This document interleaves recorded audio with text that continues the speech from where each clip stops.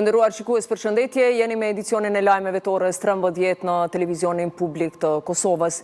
Kryetari i Lëvizjes Vetëvendosja Albin Kurti u ka dërguar ftesë të re për takim udhëheqësve të partive politike.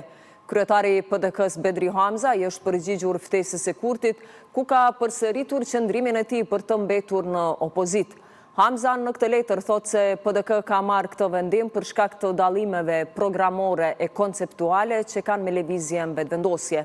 Ndërkohë, takimi ndërmjet Kurtit dhe kryetarit e Lidhjes Demokratike të Kosovës, Lumir Abdigjiku, pritet të mbahet në orën 13:30.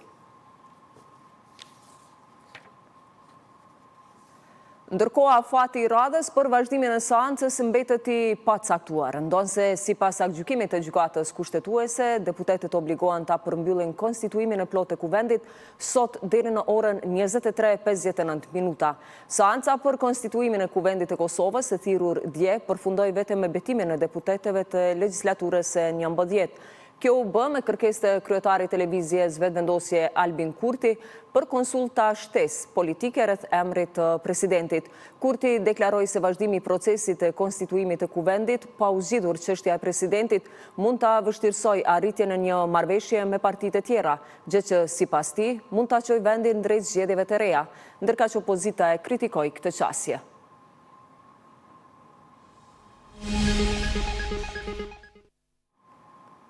Tre mërgjimtar të një familje nga Komoglava e Ferizajt kanë humbur jetën derisa po ktheheshin nga Kosova drejt Gjermanisë, kanë njoftuar familjarët.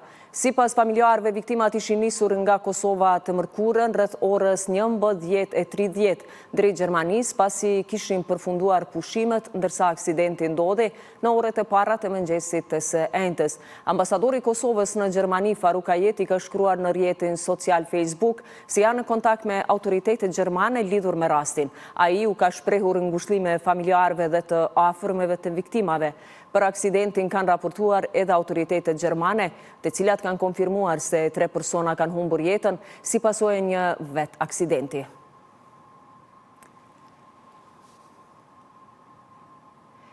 Qarkullimi në shumicën e pikave kufitare të Kosovës vijon pa pritje të gjata, ndërkaq vonesat më të theksuara janë regjistruar në Daljet dhe Ujbar dhe Mërdar.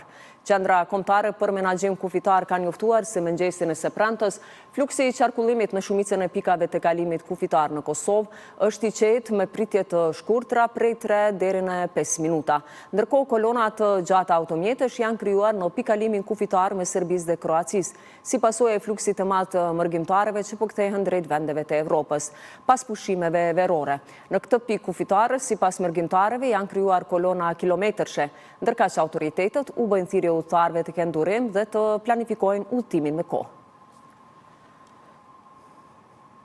Në mungesë të kuorumit ka dështuar të mbahet mbledhja e Këshillit Gjyqësor të Kosovës në rend të ditës, ishte paraparë shqyrtimi i kërkesës së ushtruese së detyrës së presidentes së Kosovës Albulena Haxhiu për dorëheqje të gjyqtarëve serb të deponuar në fund të vitit 2022, si dhe njoftimi i gjyqtarëve për tërheqjen e dorëheqjeve.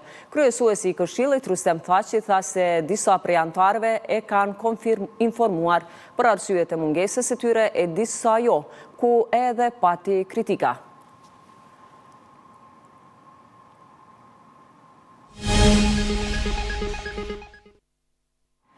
Ministria e Industrisë, Ndërmarrësisë, Tregtisë dhe Inovacionit ka bërë të ditur çmimet maksimale të lejuara për shitjen e derivateve të naftës për sot. Sipas Ministrisë, çmimi maksimal i naftës është caktuar në €1,66 për litër, e po ashtu edhe benzina ka hapësuar ulje duke zbritur në €1,42 për litër.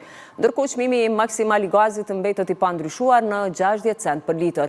Këto çmime kanë hyrë në fuqi nga ora 10. Ndërkohë, Ministria e Transportit njofton se në bashkëpunim me Policinë e Kosovës po vazhdon kontrollet në terren ndaj automjeteve që te kalojnë peshën e lejuar, me qëllim të rritjes së sigurisë në komunikacionin dhe mbrojtjen e infrastrukturës rrugore.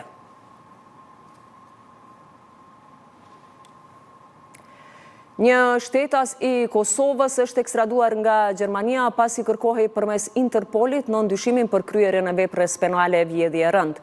Sipas policisë e Kosovës, i dyshuari ishte arrestuar nga autoritetet gjermane, ndërsa pas përfundimit të procedurave të ekstradimit, ai u dorëzua njësive kompetente të policisë e Kosovës për vazhdimin e procedurave ligjore. Policia e Kosovës theksoi se do të vazhdojë bashkëpunimin me partnerët ndërkombëtar në gjurmimin, arrestimin dhe ekstradimin e personave të kërkuar me qëllim luftimin e kriminalitetit dhe zbatimin e ligjit. Policia e Kosovës njofton se brenda 24 orëve janë regjistruar 101 aksidente, 35 persona të lënduar dhe me 66 me dëme materiale. Gjatë kësaj periudhe kohore, policia ka shqiptuar mbi 2000 gjoba në trafik. Gjithashtu në 24 orët e fundit, policia njofton se ka arrestuar 26 persona për vepra të ndryshme penale, ku 13 prej tyre janë dërguar në mbajtje dhe 1 në vuajtje të dënimit.